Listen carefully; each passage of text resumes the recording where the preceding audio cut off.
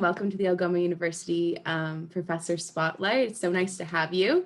My name's Taylor Nicey. I'm an enrollment specialist at the Brampton campus. If you wanted to just introduce yourself to the students and can you give a little insight into who you are and what led you to where you are now? Sure. I'm Jim Bird, and I'm a professor in the business and economics faculty. My major, if you will, is human resources.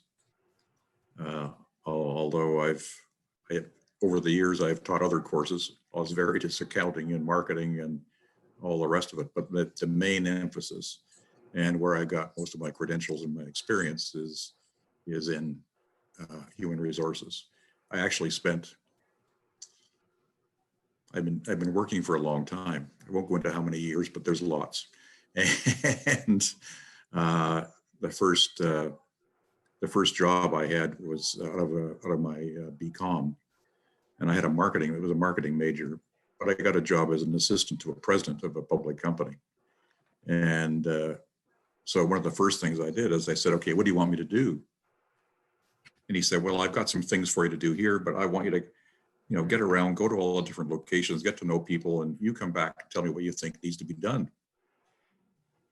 So I did that. And I came back to him and I said, we had about 700 or 800 employees at that point in time. It wasn't a small company, but it wasn't a big company either. So I said, the problem is you don't have any human resources. Where do people go when they got a problem? Where do they go when they've got a problem about their salary or their benefits or, well, we don't have any benefits. Oh, so the list kept on going. So I said, okay, look, I think I should spend some time in putting something together in human resources. So at least people have got someplace to go and if they've got questions. And I was lucky in that one of his assistants happened to be interested in human resources. So he said, use her wherever you need to. So I did. And so we started off with doing human resources, and I hadn't taken any courses in human resources. It had been all marketing. Okay, so it was, I wasn't a human resources professional, let me tell you. So I started off that way because it was where the issues were, and the president wanted them dealt with. So I did, and over the years we ended up with the benefits program, and I ended up actually hiring co-op students out of the college. In human resources, and they came in every semester. I had a new co-op student every semester. At one point in time, I had 3 co-op students working for me at any one point in time. Wow. So that was where my HR experience started. I knew nothing, and I had to literally go from square one. When you switched from marketing to HR, did you really enjoy that switch? Like you were like, oh, this is better than marketing, or just different? Well. No, well, it's interesting because in actual fact, HR has a lot of marketing in it. I mean, the reality is you have to sell things, if you will. You have to influence people. And so as a consequence, you're talking about marketing concepts. What are the issues here? What is it we're trying to persuade people is a good thing? And what are we doing to persuade people that this is the way they should behave? This is the right way to behave. How do you do that? Yeah. So it's a marketing job. Okay. It's interpersonal skills. Doesn't matter where you are, whether it's marketing or it's human resources, you need a high level of interpersonal skills. Yeah. So I think that's the link. And what happened after that is I went and took my MBA after, I think, 3 or 4 years of doing that job with that public company. And when I finished my MBA, I got a job working in an accounting firm in human resources. And in actual fact, my MBA was in accounting. And I did that on purpose because I wanted to have a varied background. I felt that the accounting background was needed for marketing. It was needed for human resources. And I've been found right. It absolutely. I mean, I'm in terms of my courses, one of the things that I come across, saying, look, and I asked them a question. I said, okay, so as an example, If we give employees an additional 2 days of sick days, what's that going to cost the organization? And of course, you see a lot of, so all of a sudden, there's no lights going on. You know, people are, oh, I don't know, which is typical of HR people. And I hate to stereotype them. They're getting better. They're getting better, though. The most of them just don't like numbers. Yeah. And so, but it's interesting. You start to show them how numbers can have value in making decisions in human resources. All of a sudden, they start saying, yeah, I should know how to do this. So I make sure in my courses that we always use, where we can, some examples of math. And of course, I teach labor relations. There's a lot of costing and so on they have to do there, and they have to become very, very good at it. And that can be applied in any part of HR. Doesn't matter what you're doing. That's an interesting spin. It definitely people have that conception of HR not being about numbers, but like with you having that background, you know how important it is about numbers. It is about, and well, it's interpersonal skills, and it's being able to apply business principles to making decisions. And a lot of the business principles are based on numbers. I mean, what do most organizations say is important? Profit. So how do you figure that out? So if you're in HR, you don't understand how that profit gets made and what you have to do to support that profit, you're not going to be in HR too long. You're going to get fired, gone, because the president or the general manager wants that profit to go up. Yeah. And what are you going to do in HR to do that? You can't say, oh, I don't know. You have to have some ideas. So that's one of the things we teach in the courses. How do you build something that's going to have a value to the organization in terms of profitability and market share or whatever it is? Yeah, very cool. So anyway. Do you have a favorite class that you instruct? Yeah, it's interesting. That's an interesting question, because my favorite class to instruct is social and ethical issues in business. 2406. And I taught that for years. And now most of the time it's being taught by new profs that are coming in. Okay. But every once in a while I try and get in to teach it because I enjoy it so much. But the key thing is it's interesting. In most organizations, human resources typically usually is the source of ethical behavior.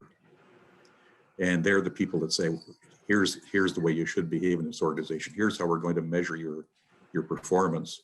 And here's what we expect of you in terms of your performance. And it's all based on ethical social principles.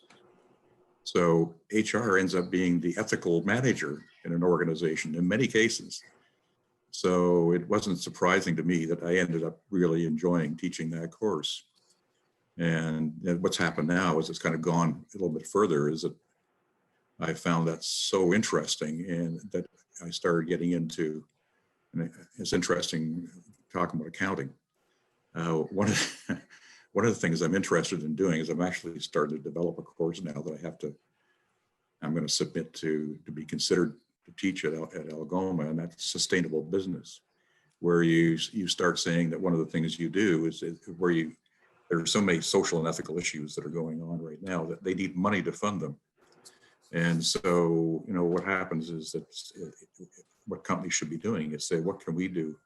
And how can we invest some of our profits into supporting some of the developing issues for some of these social and ethical issues? And also, we're going to get into things when it's sustainable businesses. What do you do about the circular economy in terms of, you making sure that you're dealing with waste, and you're making sure that your behavior is ethical in terms of the environment and in terms of the way you're using resources and those kinds of things. So that'll down to measuring numbers as well. Okay, we're talking about numbers again, but the thing is, it's all about ethical behavior, and the way that business increasingly are going to have to. We need businesses to make a profit, because we need the profit to be able to support the creating solutions to these ethical and social issues.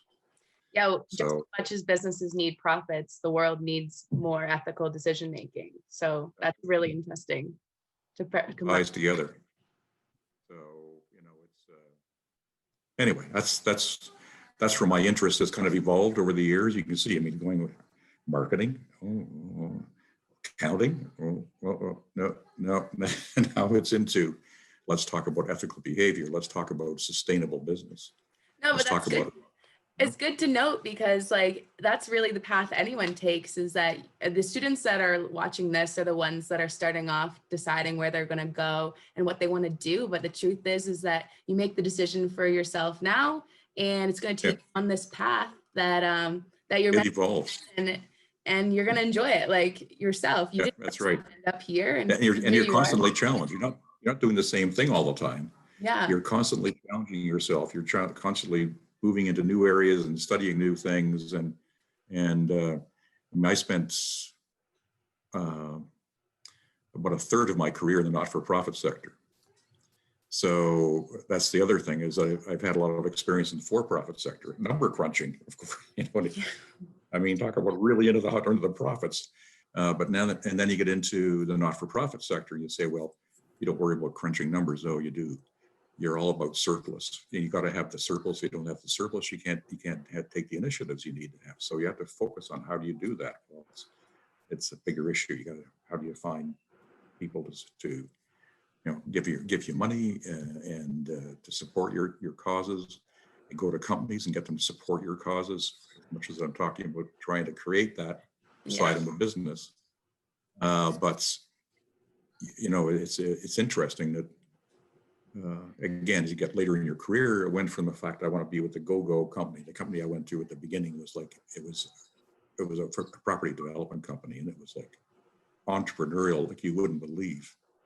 So that's the kind of thing that most students say, that's where I want to go. That's what I want to do. Mm-hmm. And then what happens is that evolved, and you're saying, well, maybe and maybe not. And then it evolves to the point where, no, I want to be actually contributing something to society. Now, when you talk about sustainable business, now I guess now you're all of a sudden full circle. You're back to that business go entrepreneurial again. But now what you're doing is you're doing it to be able to support a social issue, as well as making a profit for your shareholders.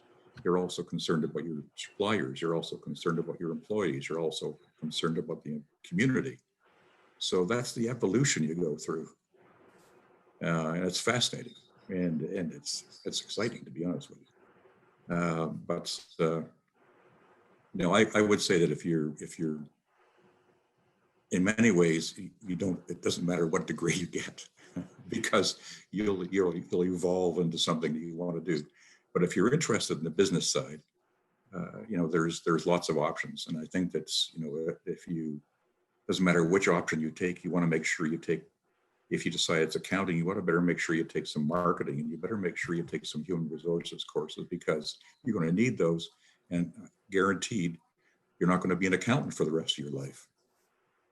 And you have some background and some ideas, and you understand the language, and that you can move into something totally different. So you don't want to get yourself too focused, but you have to make sure you have enough focus that you can get the credits you need. As an example, you want to get a CPA, you need certain accounting credits, and that's all there is to it. You want to get a CHRP, there are certain credits you have to get. You haven't got a choice. But for the options, spread them around. Don't dip your toes in and all the waters. Yeah. Don't do anything more in accounting or anything more in HR than you have to get the accreditation. The rest of it you want to spend in a variety of things. I mean, even so much as you take a couple of English courses, heaven forbid. So it's anyway, it's neat. I mean, I encourage people. I mean, that they shouldn't look on the fact that they have to get a degree, because if I don't get a degree, I can't get a job. That's not true. But what you do to get a degree is it forces you to think at a different level. It forces you to do things at a different level. I agree. And it's hard to explain until you've experienced it. So it just intellectually will give you broadly speaking, a better background, but it doesn't necessarily guarantee you a job.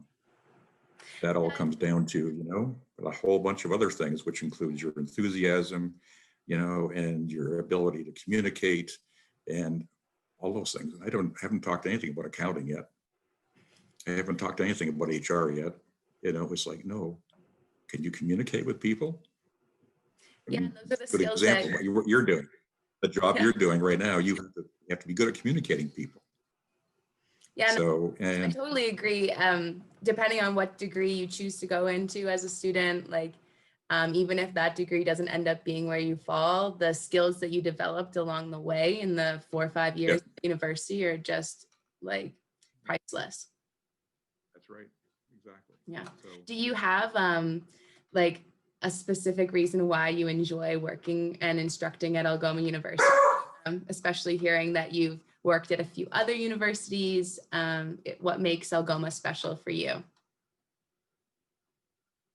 because it's smaller. I mean, it's one of the things, we have the dogs in the background here. That's okay. We have people delivering parcels. Amazon, we live off Amazon, so they're constantly dropping parcels off. Anyway, Little Amazon plug there. yeah. But I would say that what happened was that being in HR, you do a lot of training. Even when I was working for the accounting firm, we had to do a lot of training. And I was called on to train in something, interpersonal skills, how to do recruiting. Because I did recruiting was my middle name for about 15 years. That's all I did. You trying to take my job? No, not at all. I'm pleased. I'm excited. I'm pleased to be able to. Do you want to have a coffee? Yeah, we'll talk. I'll give you some ideas. I can tell you all the things not to do. They say an expert's a person that's made all the mistakes, and learn from them. Right, a key thing to add in there, and learn from them. But doing all that training, I enjoyed it, but I knew that I didn't know what the heck I was doing. I was just saying I gotta tell them how to go out there and do recruiting. So I said, here's what you do. You do this, and you do this, and you do this, and if you run into these problems, here's what you do. And of course, is that good educational technique? Well, questionable. So one of the things I decided that I want to do is I want to learn how to do that properly. So I thought the only way to do it is to do it in a more academic environment and get the training that goes along with the colleges and universities you work for. All of them are great because they all had training programs for new profs, because most of the profs don't have any training whatsoever in teaching. So, like Georgian College, which was the first college, I guess the first college I taught at was Sheridan, but they had a 2-day training session for new profs. And they offered courses along the way that for free that you could take online. And then I took they had a little designation that, like at Georgian, if you take 3 or 4 or 5 courses, whatever, 1-day courses, then what they do is they give you a certificate. And what that does, it got you a bump in pay. So I said, oh, I'll sign up for that. And so a combination, I'm getting the training that I wanted and I'm getting more money. Hey, what a deal. So profit, right? So yeah, exactly. So I went from that to, and then different universities had different training programs, but what happened was I ended up working at Georgian was a fairly small campus I was on in Barrie, but then the university I taught at was the largest one was Ryerson. And so you get an idea just how big this thing is and how it works. And it's highly structured, very incredibly bright profs, great programs. I've got nothing negative to say about Ryerson whatsoever. Fabulous place. But it's just like you're in a big machine as a prof, especially if you're a part-time prof. Yeah. We got a hole here, so you can fill that hole for us. Thank you very much. Yeah, just don't mess it up. Just do, Yeah. But fill that hole. So that's all very nice. But then I when Algoma first opened its campus in Brampton, which was 10 years ago. When I first started, I applied to teach one of the first courses, and there were 5 of us, I think, that started at that point in time, and there are, I think, 2 of us left, and then there were another 3 or 4 that started the next year, and most of them are still teaching at Algoma. Amazing. Yeah. But I can tell you that the thing that really impressed me about Algoma was the fact that it was very personal. Yeah, as a prof, I mean, it was like, I knew the president. I mean, at Ryerson, it was like, it was like, that's the president. No, he's not. That's the president over there. Oh, okay. Yeah, it's a community. So it's different. It's totally different. So that kind of a community is, I think, is to me is important. And I think that happy prof, then you're going to be happy and keen to teach too. So that's great for the students. And I think that the same thing is there for the students. I mean, well, the group that you're working in, I mean, the student success is up there too. And they're let me tell you, that Algoma is wanting to make sure that they build that community, even as they get bigger, and we're growing, but not that quickly. I mean, fortunately we're able to kind of manage that growth, and we're very particular about who we hire. Yeah. But one of the things that of course happens is that some of them want to get full time. And the fortunate thing for me was they came up with a full-time contract position, which I applied for and got because there weren't. I was the only one with a HR background that I had. I mean, when I say I had HR background, I figured the other day, I calculated it up. It was over 30 years of HR experience I've got. Yeah, you're qualified to teach HR. Half of that is at the director and VP level, but the other half is at the grunt level. Walk you in the door, like at the place. Here's you go ahead and do HR. I don't know anything about HR, and so half of it was kind of in the learning stages, and the other half was getting into the strategic side of it, so I've played both sides. So that really tied to the education, it gives me a bit of a leg up. So when the job came up, it was like, okay, Jim, you want it, you've got it. So it's been great. It's a whole different environment as a full-time prof. You got other things to do other than teach. And some of that's fun stuff, and some of it is, okay, here we go again. Pretty basic stuff, but it has to be done by somebody. Yeah. And welcome to jobs. There's nothing, there isn't a job going that doesn't have pieces to it. You're saying, I got to do this again. As long as most of the job is doing the wow stuff. Yeah, you're doing the wow stuff.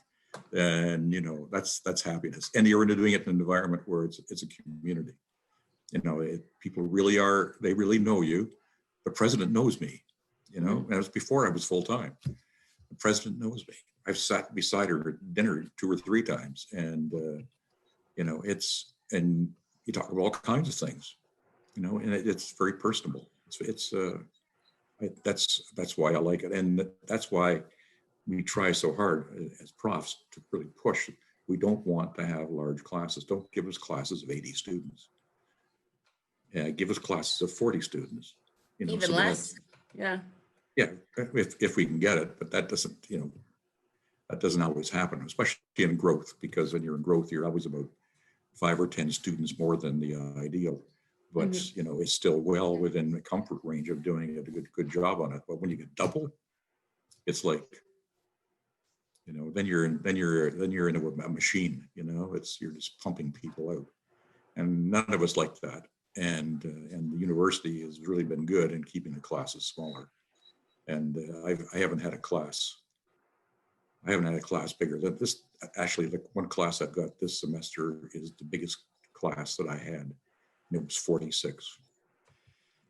That's So still so that's small. in teaching. That's in teaching for 10 years at Algoma. So in 10 years, that's the biggest class I've had. So I really love what you said about how like a happy prof translates into your happy teaching and then happy students. yeah. It's so true. Like if you love what you're doing, it's gonna really show. And Oh so, yeah. sounds like you love I it. agree. That's what happens when I teach recruiting. It's like, say, okay, Jim, okay, we got it, okay, yep. Yeah, you're like, whoa, calm down. You're so excited about that. Yeah. So it's been amazing chatting with you. It sounds like you just have really been enjoying yourself. And then as well as on top of that, the online learning. It's amazing that you were already one step ahead of the pandemic before it even happened. Just off the interview, I wanted to ask you, I'm going to ask all the professors this, but basically, how do you bring the thunder? AKA, what makes this program at Algoma University special for you? What do you make? How do you bring the thunder? Well, I think we've talked about it. I mean, first of all, it's a community. It's not an institution. Mm-hmm. It's a community. And I think the other thing is the fact that everybody has a passion for what they're doing. All the profs that are coming in, I mean, even the younger profs that are coming in that are, they've finished their MBA and they're teaching, and they're just so excited. They're just like, and that's why I love to let them teach the social and ethical issues in business, because they get right into that, and they just are so enthusiastic about it. I'd love to be teaching it myself because it's my favorite course, but I think, no, I want you to teach it because I want your enthusiasm, and it's your way of learning how to teach, because it's much more integrative. You have to really work with the students. You have to get them talking, and because they're younger, of course, the students, they're not that much older than the students in many cases. Mm-hmm. So they can really identify with them. So it's great. So I don't teach social and ethical business issues as much as I'd like to.